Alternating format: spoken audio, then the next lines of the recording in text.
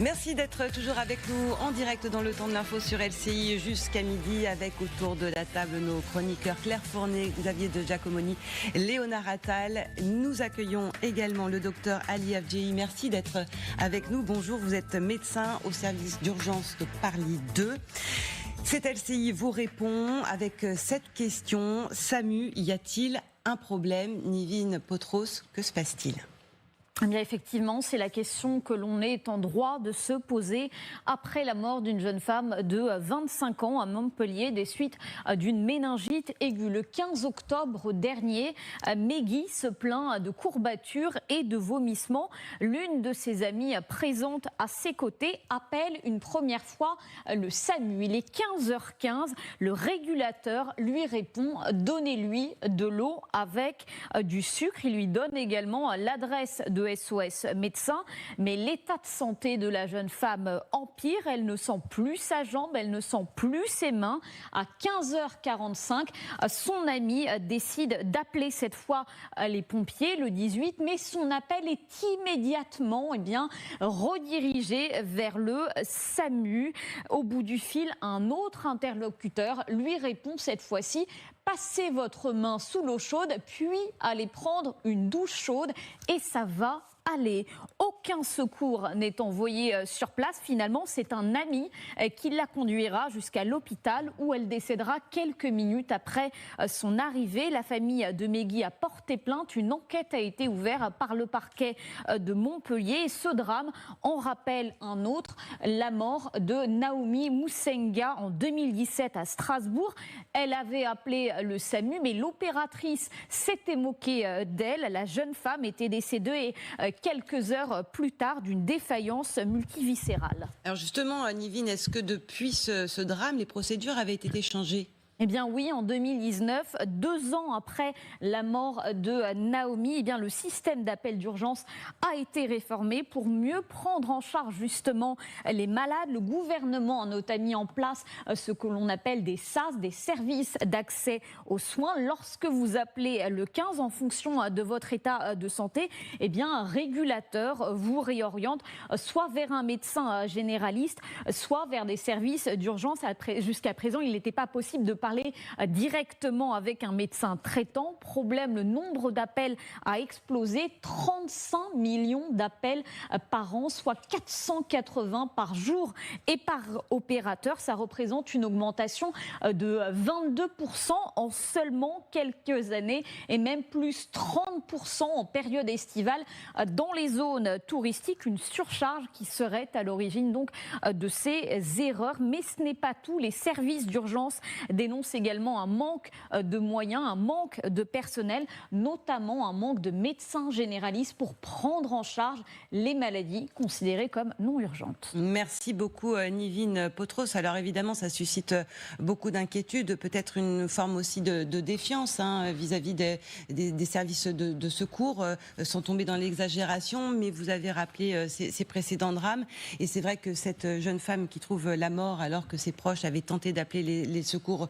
sans succès, ça pose question. Alors, dans les questions des téléspectateurs sur LCI ce matin, il y a Gilles dans l'Ain qui se demande si le SAMU n'a pas voulu intervenir, pourquoi les pompiers ne sont pas venus, d'où l'intérêt d'un numéro d'urgence unique. Oui, vous soulevez d'énormes problèmes en quelques secondes. D'abord, pour commencer, je pense qu'en tant que médecin, je voudrais juste dire qu'on a toujours un échec quand c'est comme ça, et toutes nos condoléances, moi, sa famille et ses proches, parce qu'il ne faut pas l'oublier. En tant qu'humain, c'est ce qui est le plus important, pour moi en tout cas. Ensuite, pour un petit peu expliquer comment ça se passe, vous savez, le risque zéro n'existe pas. Il faut bien qu'on le sache, que les médias le sachent, que le gouvernement le sache, que les gens le sachent, que nous aussi on le sait, et c'est compliqué, c'est complexe. C'est le deuxième point qui est important à noter. Et effectivement, ensuite, il y a comment, durant ces dernières années, notamment avec nos anciens ministres, on commençait à un tout petit peu améliorer le système, parce que quand c'est comme ça, il y a un problème, c'est évident. Oui. Vous le soulevez, mais c'est pas pour le nier, c'est pour expliquer simplement que c'est pas aussi simple que ça, parce qu'on voit les trains en retard, évidemment, on voit pas tous ceux qui sont sauvés aidés par le SAMU et par les services d'urgence. Je tiens quand même à le préciser.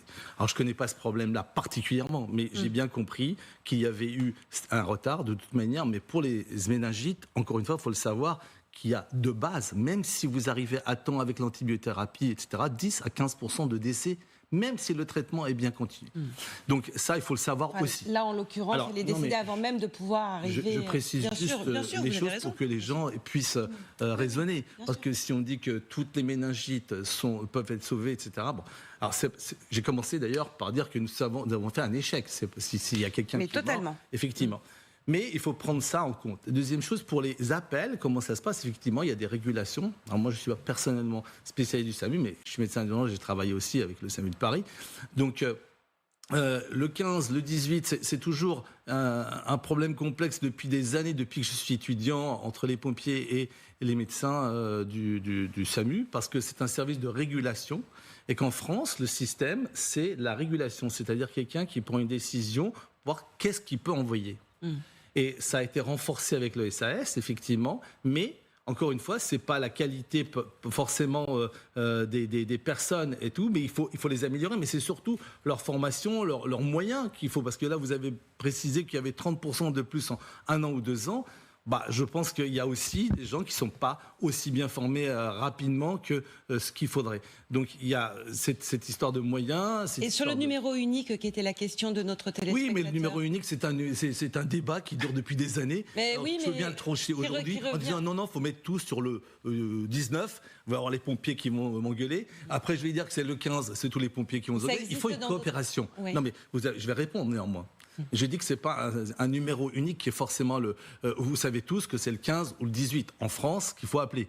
Sinon, je vais le répéter. Mais disons qu'en gros, c'est la coordination qui est importante. C'est-à-dire que, vous savez, c'est exactement ce que je prône depuis des années entre le public et le privé. C'est la coordination. Il y a des guerres de chapelle. D'accord. Il y a des guerres de chapelle, mais il y a des guerres de chapelle entre LCI et BFM. Oui, mais là, il y a... Non, mais les conséquences ne sont pas les mêmes. Non, mais tout à fait, mais je n'ai pas dit que les conséquences étaient les mêmes, c'est vous qui le dites. Moi, je suis en train de dire qu'il y a des guerres de chapelle. Et ces guerres de chapelle provoquent des problèmes. Et ça, c'est une réalité, en revanche, je le dis. Et c'est vrai que les pompiers sont peut-être plus rapides parce qu'ils ont des systèmes militaires, notamment à Paris, qui, comme vous le savez, ça fait partie de la BSPP, comme à Marseille. Donc c'est plus cadré. Mais la médecine d'urgence, quelque part, est un peu militaire, il faut le savoir, notamment en médecine de catastrophe. C'est-à-dire qu'on ne se pose pas de questions quand il y a tac, tac, tac, on y va. Et puis on ne se pose pas de questions philosophiques ou comment c'est. Ce sont des règles. Donc ça peut-être... On comprenne bien, il y a des guerres de chapelle, c'est-à-dire le 15 estime que c'est pas de leur ressort et renvoie au 18 et inversement Non, alors ils sont coordonnés parce qu'ils peuvent s'appeler, parce que la preuve là, alors là c'était pas à Paris, hein, je crois. Non, c'était à Montpellier. Alors, d'accord. Donc il y a des coordinations, c'est-à-dire que quand il y a un moyen médical à mettre en œuvre, le 18 bascule souvent sur le 15. Parce que c'est un médecin qui doit être envoyé, ou c'est un médecin qui doit prendre en charge. En tout cas, et en France, les pompiers à Paris à Marseille ont un service médical qui peuvent envoyer une ambulance de réanimation, mais dans toutes les villes, c'est pas le cas. Donc c'est pour ça que parfois le 18 bascule sur le 15. Même sur une urgence médicale, on voit d'ailleurs souvent les pompiers arriver sans médecin. Oui, il faut ensuite patienter pour que le médecin réanimateur ou autre arrive dans un second temps. Personnellement, j'habite à la campagne, ça peut prendre une demi-heure, 3/4 d'heure, c'est assez long. Moi, j'ai une autre question. Moi, je pensais benoîtement que le numéro unique, à l'égal du 911 aux États-Unis, à l'égal du 112 dans quasi toute l'Europe, avait été adopté en France. En fait, non, ça s'est pas fait. Non, ça a été voté pourtant. C'est pas exactement comme ça que ça se passe encore, effectivement, vous avez raison, mais ça bascule après si vous mettez le 112 notamment, le 911 c'est aux États-Unis, mais en Europe c'est le 112. 112, oui. Il y a effectivement une proposition de loi qui a été votée en 2021 au Parlement. Définitivement, qu'est-ce qui s'est passé? Pourquoi ce numéro n'est pas actif? Alors, encore une fois, c'est une question effectivement technique et aussi administrative, juridique. Pas médicale. Est-ce que... Non. Oui, mais est-ce que le 112 aurait été actif, est-ce que ça aurait sauvé la vie de cette personne? C'est ça le problème principal. Je vais parler pendant 1 heure des problèmes administratifs, etc. Mais est-ce que le fond du problème, c'est quoi? Est-ce que c'est ça? Est-ce que c'est la régulation qui a un petit peu péché parce qu'elle n'a pas envoyé, ou est-ce que c'était quelque chose qui n'avait pas été effectivement bien dicté pour qu'ils puissent comprendre? C'est là le problème. C'est pas une question pour l'instant. Il y a une question de... Oui, pardon. Oui, moi je me demandais, quand on est médecin comme vous, quand on connaît bien les urgences, comment on apprécie au téléphone la dangerosité, la gravité d'une situation. C'est ça qui est essentiel. Il y a des algorithmes qui ont été donc créés, travaillés en amont depuis longtemps. C'est-à-dire que vous voyez, quand vous avez quelqu'un devant vous, même aux urgences ou même ici, vous pouvez me dire, je vous pose des questions. C'est le principal. C'est-à-dire l'examen clinique et l'examen de l'interrogatoire est essentiel en médecine. Ce n'est pas les examens complémentaires tout de suite. Il faut que vous me disiez ce que vous avez et les patients ont une perception et le médecin va avoir aussi une perception. Et ce n'est pas la réalité. C'est la différence entre des symptômes, par exemple, et ce que vous avez comme examen clinique. Quand on dit que j'ai mal à la tête, vous imaginez, tout le monde a la méningite à ce moment-là. Non. Vous avez mal à la tête, mais comment ça se passe ? Les maux de tête sont accompagnés de fièvre ou pas? Est-ce qu'il y a une raideur de nuque? Est-ce que vous avez une photophobie ou pas? Est-ce que vous avez des crampes, etc. C'est cela qui va indiquer qu'est-ce qu'on va répondre. C'est exactement la même situation en crise de catastrophe, en médecine de guerre ou dans un attentat. Vous n'allez pas envoyer des hélicoptères, etc., alors qu'il n'y a pas d'attentat, que quelqu'un a dit « j'ai entendu un coup de feu », par exemple. Mais là, c'est pas du tout un attentat. C'est très délicat dans le cas de cette jeune femme décédée, comme Nivine le rappelait. Elle dit qu'elle ne sent plus sa main ni ses jambes. Comment est-ce qu'on interprète ça quand on est médecin, sachant que là, le régulateur lui a dit « passez vos mains sous l'eau chaude » et ça va passer. Vous avez raison, mais là, vous voyez ce que vous me posez comme question, je ne suis pas à la place de celui qui était au téléphone ce jour-là. Peut-être. Je ne sais pas, j'aurais fait la même erreur, peut-être. Mais je préfère vous le dire honnêtement, plutôt que dire je fais le travail de la justice en amont de ce qui va être fait. J'ai fait des bêtises aussi dans ma vie, j'ai fait aussi beaucoup de choses de bien, mais cela dit, il faut toujours vous mettre à la place de la personne, ne jamais parler pour cette personne, surtout quand il y a des décès ou quand il y a des moments tragiques. Bien sûr. Restons quand même, là aussi je dirais, restons humains. Et ne soyons pas trop non, c'est en aucun cas jugeant. Non, je ne pense pas que vous soyez comme ça. Ça se voit sur votre visage. Mais je veux dire quand même, je veux le dire pour les Français. Mais on peut se poser la question, Claire. Oui, alors, il se trouve qu'aujourd'hui, il y a une mobilisation pour sauver l'hôpital public. D'accord, voilà, ça c'est le problème. C'est ce qui se passe aussi aujourd'hui. Alors moi, en tant que journaliste économique, je sais que vous ne pouvez pas être comptable de tout, mais je me pose une question. Où va l'argent? Parce que quand même, les services d'urgence, c'est 4 milliards par an. Il y a eu un Ségur de la santé avec quasiment 20 milliards engagés, dont 8 milliards pour revaloriser les métiers des soignants, etc. Pour le PLFSS 2025, le projet de loi de financement de la sécurité sociale, ce sont des dépenses en hausse. Donc, est-ce que les promesses ne sont pas tenues? Qu'est-ce qui se passe? Où va l'argent? Est-ce qu'on arrose le sable? Pourquoi est-ce que tous les ans, on a des urgentistes et a priori, il faut les croire quand ils nous disent qu'ils sont au bord de craquer, mais qu'est-ce qui se passe? Oui, vous avez raison, parce que, Claire, nous nous sommes rencontrés période de Covid, je me rappelle, et effectivement, je répétais aussi les mêmes choses c'est pas forcément des moyens financiers, c'est aussi une organisation, comme vous avez indiqué, et cette organisation-là passe par plusieurs étapes. D'abord, le fait qu'on laisse venir les jeunes faire médecine. C'est fondamental. On n'arrête pas de mettre des embûches dans les pieds de jeunes qui sont motivés, qui ont... C'est pas parce qu'ils ont raté un truc, etc., qu'il faut leur couper l'air sous le pied. C'est vrai que Je commence par la base, l'éducation. L'éducation. Je vais le faire un peu, désolé. Mais deuxième chose, c'est qu'il faut donner des moyens, effectivement, à écouter les gens qui sont sur le terrain. Si vous dites qu'il me faut ça, on leur donne. Ils ne font pas ça pour l'emmener le soir, l'échographe ou je ne sais pas quoi, à la maison. Mais peu importe qu'ils l'emmènent à la maison d'ailleurs. Mais il faut leur donner les moyens. Il faut leur donner les moyens techniques et aussi organisationnels. Arrêter de partager, diviser le public et le privé. Moi, je travaille dans le système privé, mais c'est un service d'urgence 24/24 et qui est tiers payant, etc., comme partout dans le public. J'ai travaillé pendant 15 ans dans le service public aussi, et je vois bien, vous pouvez me croire, qu'il y a des problèmes entre ces deux systèmes.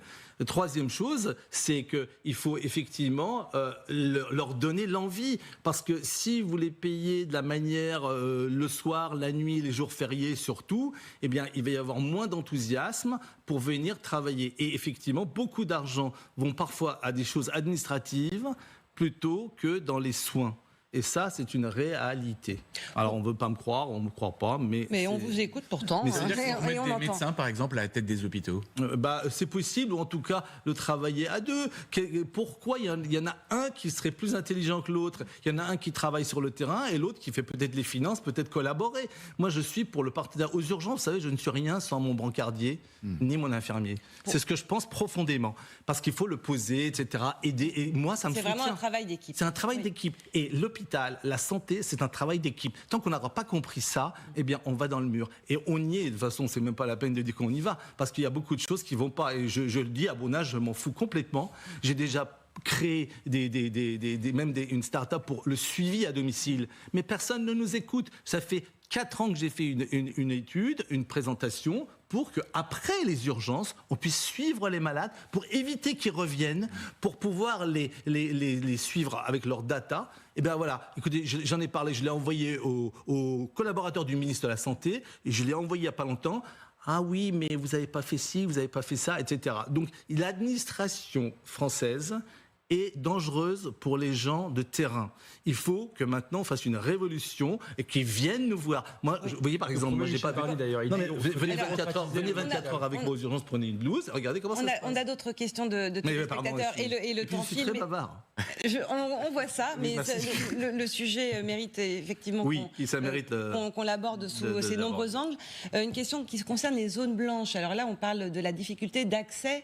Oui, les déserts médicaux, vous voulez parler de... Exactement, c'est un vrai sujet d'inquiétude pour beaucoup de Français. Absolument, c'est un sujet d'inquiétude, mais j'ai commencé par dire l'éducation, laisser rentrer les jeunes, parce que ça met 8-10 ans à faire. Et deuxième chose, c'est effectivement pouvoir peut-être les inciter à y aller, ou pourquoi pas mutualiser les moyens. Moi, même, nous étions plus que 2 dans le service d'urgence, maintenant nous sommes 7, 2 à faire 24 sur 24, c'était pas possible. Donc nous avions fermé les nuits.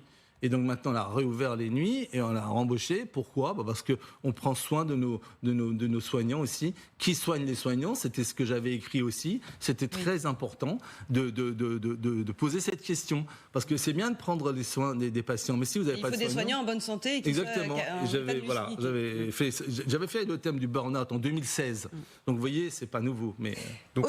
Oui, pardon, Léonard. Une question, vous avez une relance à faire. Oui, Michel Barnier, Premier ministre, comme beaucoup de ses prédécesseurs, veut faire des déserts médicaux une de ses priorités en matière de santé. Il trouve notamment un programme d'engagement pour les internes en médecine pour qu'ils aillent travailler dans les déserts médicaux. Est-ce que ça peut répondre à la problématique ? Est-ce que ça peut régler le problème ? Moi j'ai confiance, oui, à ce qu'il dit. Après, il est là depuis longtemps, mais on va voir. Et avec les autres aussi, nous étions prêts à collaborer, mais disons à travailler, à leur expliquer ce qui ne va pas. Personne ne vient nous chercher. J'espère que Michel Barnier le fera.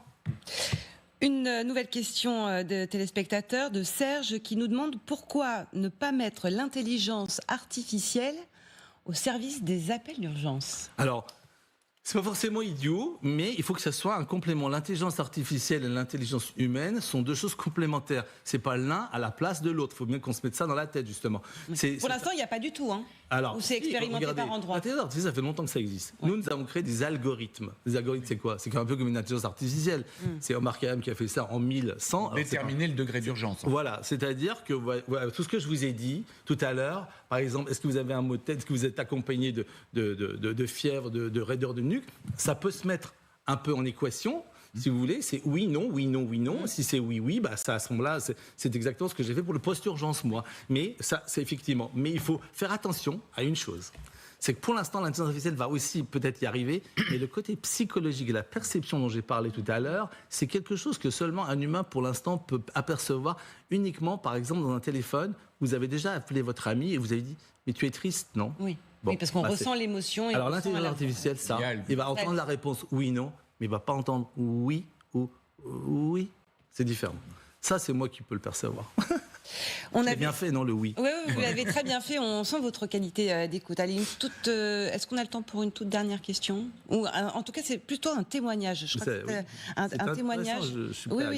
Qu'on va vous soumettre à l'antenne dans un instant. Voilà le témoignage de Sylvain qui dit : j'ai eu un infarctus il y a 1 an. Après un appel au SAMU, on m'a dit qu'il fallait attendre 1h30 avant d'avoir une ambulance. Finalement, c'est un ami qui m'a accompagné aux urgences. Oui, ça arrive.